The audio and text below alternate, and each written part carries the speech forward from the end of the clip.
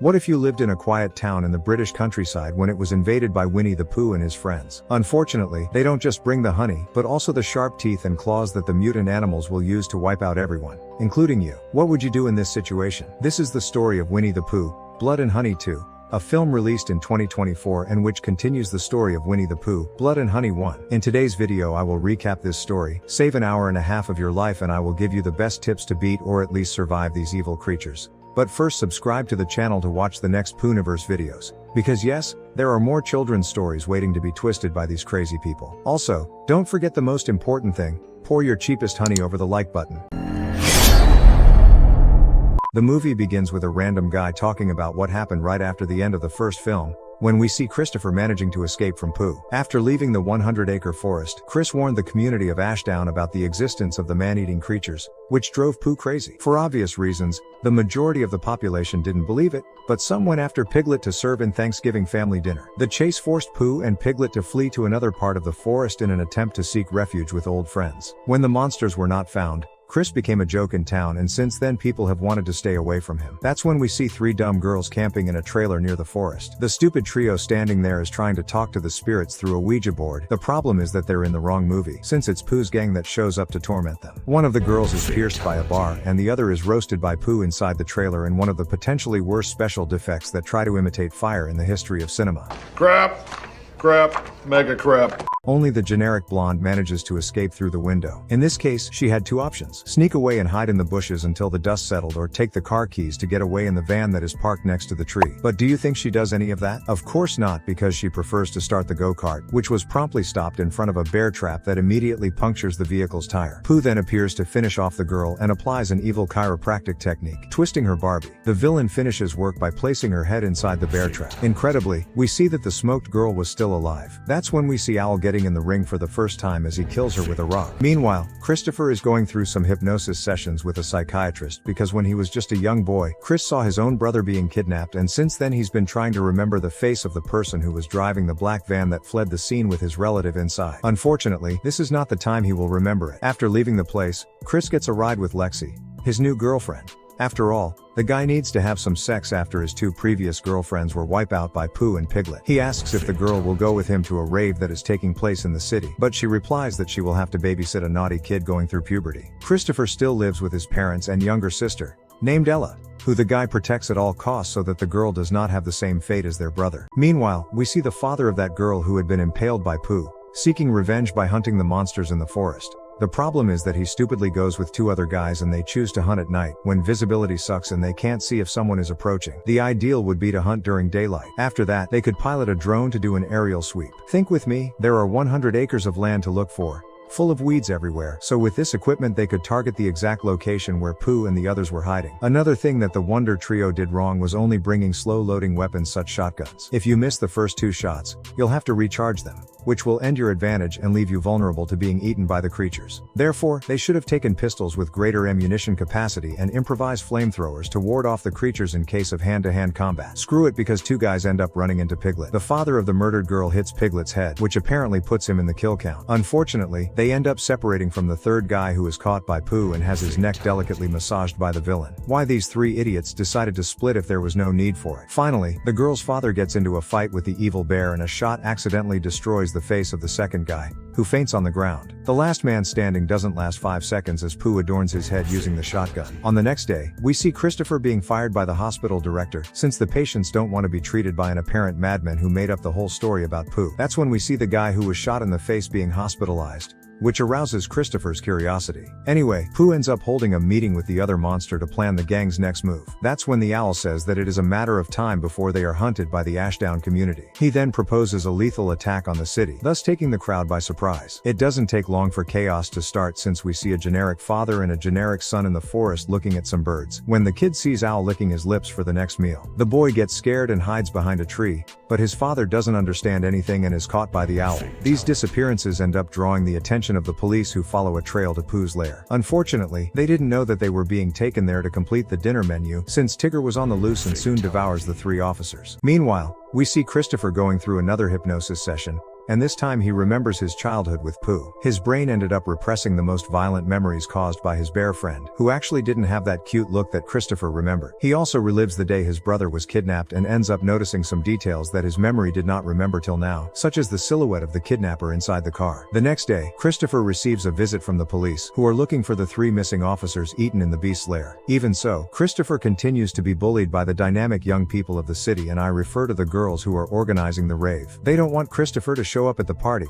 since his presence can drive away the other customers, which makes the boy and his girlfriend very angry with the organizers. Man, this city is full of dicks on every corner. Besides this, Chris is a doctor and could work in any other city in the UK, making a lot of money. Therefore, it would not be wiser to move out and let everyone there become food sooner or later. Forget about it because he goes to chat with Aaron, the guy who had his face hit by the shot. When asking what had happened, the screwed guy says that he was right and that Pooh is real. Christopher could take this testimony to the police, who in turn should return to the exact place where the hunters had been attacked earlier. Hopefully, the police could have taken the tactical team, which is much more prepared and armed than the officers in the UK countryside. It would be a matter of time before they found the creatures, which would soon become a lunchbox. Screw it, because Christopher suddenly sees his brother's kidnapper, who was the hospital janitor all along. Oh my God! As the adrenaline hits hard, the guy gets furious to the point of following the kidnapper to his house. What the boy didn't count on was that the janitor was mulling over the past and admits to having kidnapped Christopher's brother and some kids as well. The janitor reveals that at the time he worked for Dr. Arthur Gallup, a scientist who forced him to kidnap the kids in order to perform experiments with animal genes. As research progressed, the kids started to mutate into human and animal hybrids. This also led them to become more violent and also developed appetite for human flesh. Sensing the danger, the doctor decided to put the creatures down, and then they were buried in the 100-acre wood, from where they returned to life with an accelerated healing factor. In fact, Pooh is Christopher's brother. But now, the creature has a completely messed up mind and doesn't remember the past before becoming an ugly murderous bear. The janitor also says that he regretted it sometime later and shot the evil scientist. Not being able to live with this guilt anymore, he decides to taste gunpowder in his own mouth, leaving Christopher freaking out. We also get to see the generic Christopher's friend dying by the owl's acid dribble, which is very peculiar, if you know what I mean. Yeah, boy. While this is going on, we see Christopher's girlfriend taking care of the brat. By the way, great reference to the Jason and Freddy Krueger franchises, since the kid is wearing the famous hockey mask and sweater of the villain from A Nightmare on Elm Street. Speaking of references, we see this movie playing with the concept of meta language. That is, a movie within another movie. Since the kid is watching Winnie the Pooh Blood and Honey 1 on TV. Now you must be wondering how this is possible. So, in the real world, the Poohniverse producer realized that the first movie had been a bucket of dog excrement in terms of quality and simply turned the story into a fictional film that is based on the testimony given by Christopher to the police. That is, the beef in the forest really happened, but Hollywood of this universe adapted the real facts the way they wanted, which even gave Pooh super lightning powers. Anyway, the boy goes to sleep, but Nanny wakes him up, since someone is breaking down the entrance door. At that time, they could have left through the bedroom window and fled without the invader noticing it, but no, because they prefer to hide in a hut made of sheets and use a remote control car with a camera attached to see who had entered the property. Pretty good. Pretty dang good, lads! Yeah! Unfortunately, they realize that it is Pooh, who soon breaks the toy. They smartly runs away from the house and run into the police, who was already there to check on the house because the boy's grandfather was the police chief. 2 guards inspect the property. The problem is that they make the classic mistake in horror movies. Splitting. Dude, if they are dealing with creatures of superior force and that wiped out 3 policemen the night before, the most sensible thing is entering the house together and preferably armed, but no. Because one goes to check the garage and ends up having her arm separated from the rest of her body by Pooh, who finishing her with the stump stuck in her throat. Seeing that the stakes are getting out of control, Lexi calls Christopher and says that his parents may be Pooh's next targets. You can bet your money on that, as we see the evil bear at his human brother's house. Pooh arms himself with a bear trap attached to an iron chain. I have no idea how this is supposed to work, but no one really cares. After all, it's a movie about children's characters who eat people. The first of the relative to go to the ditch is the mother, whose face is triple-shaped by upturned knives that the woman had stupidly put in the dishwasher. I say this because at the beginning of the movie, she had done the same thing and still commented on the dumb act out loud. What I mean is that any normal person would know that the right thing is to put the knife upside down, precisely to prevent you from tripping and falling with your face on it. If the woman had done this earlier, Pooh's attack wouldn't have been fatal and her scream might have lured her husband's attention, allowing the woman to escape while her macho man fought Pooh. Screw it, because Christopher comes home only to find out that his father has become a lunchbox too, and also that his younger sister has been kidnapped by Pooh. As our hero had borrowed the car from the dejected janitor, Christopher ends up discovering that the vehicle was equipped with a police radio, where he hears that there's crazy stuff going on at the city's rave. Here's where things get ugly as Pooh gets mocked by two idiots that think he's wearing a costume. The bear gets mad and smashes the guy's face. The girl who was with him tries to run, but forgets to put her head in the right place, and I say this because the villain's modified weapon rips off her head straight away. The crowd obviously starts to cry for help, which is a terrible thing to do at this time as Pooh takes the opportunity to slice 10 more idiots behind the curtain. Okay, let's analyze the situation. Even in places like this one, there has to be something called an emergency exit. What I mean is that running to places with no escape is the worst thing you can do, which is precisely the case of these morons. If they used the emergency exit, they could have saved themselves, but never mind. Pooh continues to lead the score with 2 more hits typical of a great baseball player, while Tigger enters the field to show his special move on 4 dancers who just stay still to win a free ride to meet Jesus Christ. Man, Tigger can't catch more than 1 person at a time, so the guys could have made their way back where they came from, which is the main entrance of the ball.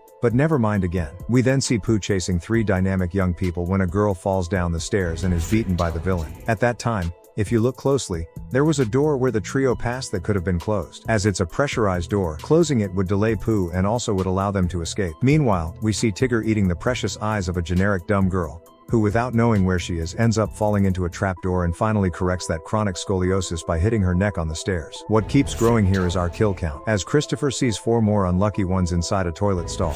Now we see one of the most bizarre scenes of this movie as girly Majin Buu is running away from Tigger. However, she doesn't realize he's hiding right under the catwalk where she is. The monster then starts trying to pierce Majin Buu's little feet through the railing. Come on, man. All she needed to do was taking 3 steps back so Tigger wouldn't be able to reach her. But forget it, because she prefers to dance while having her paws scratched.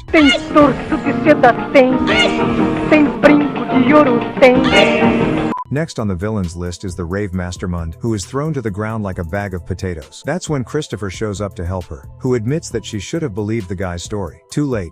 Naughty naughty girl. Unfortunately, the chat is interrupted by Tigger, who tries to seduce Christopher. However, he's not interested and shoots the creature. In a disgraceful choreographed scene, the organizer tells Tigger to go to that place where the sun doesn't hit just to have her head shaved by the monster, while Chris decides to shoot everywhere with eyes closed. Man, he should have taken the friend's blood off his face using his clothes to do that. Bullets are essential at this time, so if he had done what I said, he could have finished off the Tigger at that time. But no, let's miss another precious opportunity. In another unbelievable scene, we see an abused extra tending to the sensational idea of hiding from Pooh inside an incineration chamber. My problem with this is that it was much safer to have hidden behind the machine using the path we can see on the left corner of the room. My second problem with this is, what is the meaning of hiding there if you put your face at the camera window to see what's going on? At least stay there quietly hiding. I say this because the only way Pooh wouldn't have seen him is if they had conjunctivitis. Screw that, as the creature quickly decides to turn on the equipment and roast the man inside. The guy's girlfriend tries to stop the barbecue, but Pooh tells her to shut up by tightening the loose screw on her head with a screwdriver. The funniest thing is that the 3 musketeers in the room could have used the tools on the workbench where they passed. That way, they could defend themselves with the screwdriver itself and with these other wrenches that we can see. Who ends up realizing that he can use these in great style is Pooh, who ends the job by sawing the last woman's precious mind. Meanwhile, we find out that the rave organizer number 2 is there watching Pooh's brutality. She could have hidden and survived to fight another day, but I think sometimes people like to be a little stupid. Out of nowhere, Christopher gives a hysterical scream and challenges Pooh to a fight. The problem is that the bear finds a chainsaw while our hero stupidly chooses a piece of wood. I don't know, but I have a slight feeling that chainsaws are tougher than wood sticks. The two then start another episode of Mortal Kombat fight.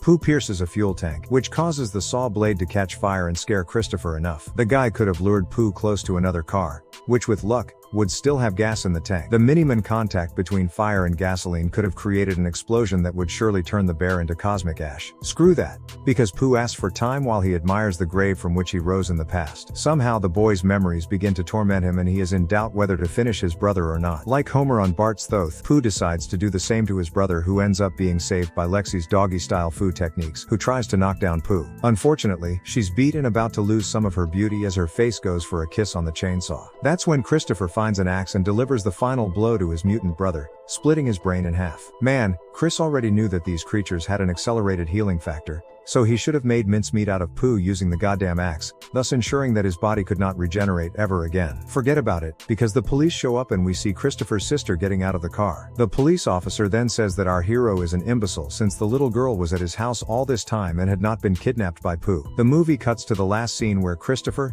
Lexi and Ella leave in a patrol car while a generic Justin Bieber song plays for some reason that I don't understand, since this has nothing to do with the tone of the scene. Too much time spent, too many lives spent. Anyway, in a post-credit scene we see two things. First, the arts of the next films in this universe that will incorporate everything from the demonic Bambi to the bloodthirsty Pinocchio. Secondly, we see Owl and Tigger vowing to take revenge on Christopher at the same time that Piglet and Pooh's bodies begin to regenerate. Winnie the Pooh Blood and Honey 2 had poor reviews from critics and surprisingly good ones from the public, who liked the violence and character development. My personal rate is 5 out of 10. At the box office, the feature was a success, earning almost $8 million for a budget of only $1 million, which confirmed Winnie the Pooh Blood and Honey 3, in addition to a bunch of more films that will take place in this universe. If you want to see all this mess here on the channel, leave the following sentence in the comment section. I want it. Please, you like the content, follow us on social media. Without further ado, let's go to the kill count. The total number of bodies in the film was 45 and the golden trophy goes to the girl with the sawn head. I hope you liked. See you in the next video and cheers.